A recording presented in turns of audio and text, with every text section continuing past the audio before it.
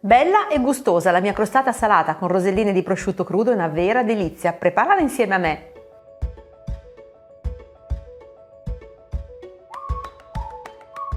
Iniziamo procedendo con il guscio della crostata. È un guscio senza cottura fatto da taralli e burro fuso che vengono frullati insieme.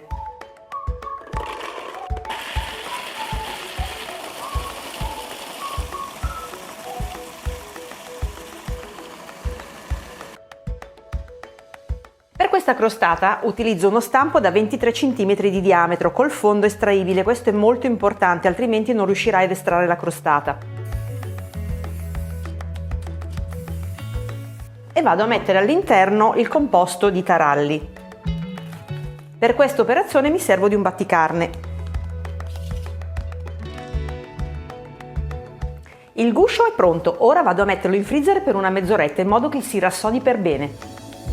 È il momento della crema, in questo caso frangipane salata, che andrò a mettere all'interno del guscio e a cuocere in forno. Di solito la crema frangipane è una crema dolce con della farina di mandorle che appunto si usa per i ripieni, io la farò in versione salata.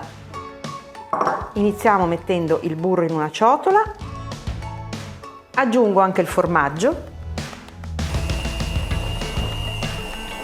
Ora che il composto è morbido aggiungo un uovo, tutte e due le uova che andrò ad aggiungere devono essere a temperatura ambiente, molto importante.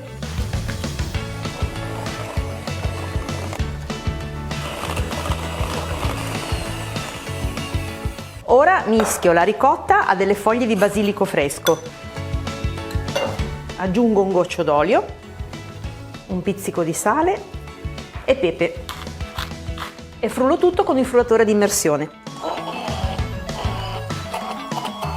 Aggiungo la crema di basilico al nostro composto.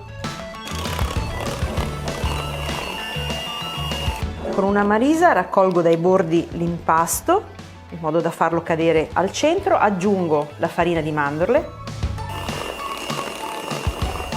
Ecco il guscio ben freddo. Ora verso all'interno la crema frangipane e la vado a livellare.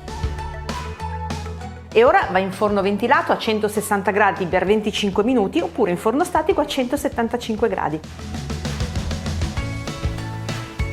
Ora vado a preparare una mousse molto semplice, ovviamente senza cottura, che mi servirà per guarnire la superficie della crostata.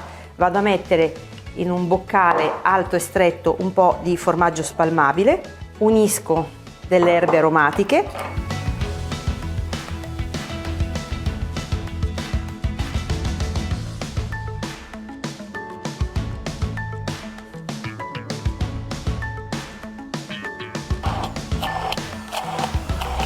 nella ciotola vado a mettere il restante formaggio spalmabile, la ricotta, aggiungo il composto con le erbe aromatiche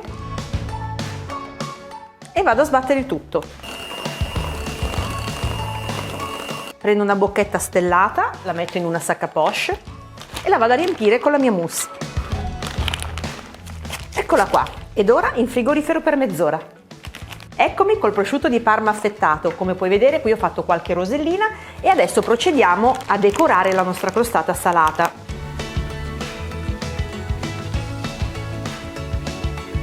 Ecco come fare le roselline, arrotoliamo dalla parte più sottile e adesso andiamo a appoggiarle tutte intorno al bordo della torta.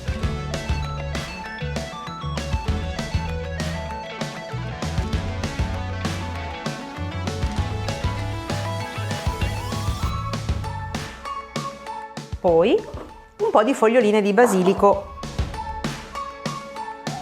L'ultima fogliolina e la mia crostata salata è pronta. Buon appetito!